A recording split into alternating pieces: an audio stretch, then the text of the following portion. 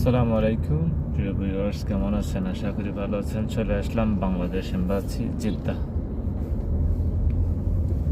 আপনাদেরকে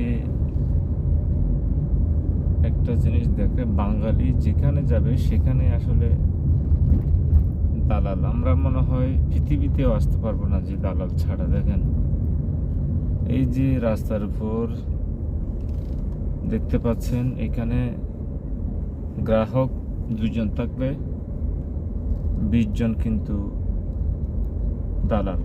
দেখেন, অর্থাৎ এটা এদের কাজ। দেখেন, এখানে ঘুরে ঘুরে ঘুরে ঘুরে তারা হচ্ছে কাস্টমার খুঁজতেছে।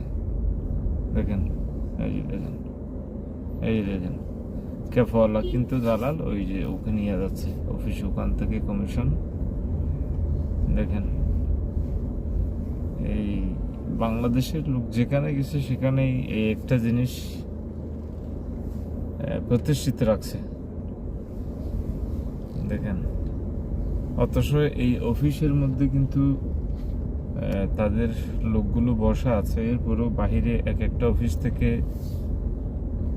দেশের 5 জন করে কিন্তু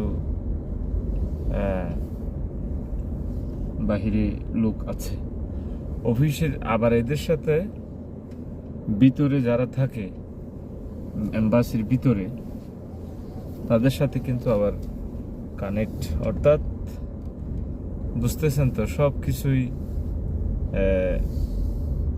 টাকার উপরে। এই আর কি বিষয়টা।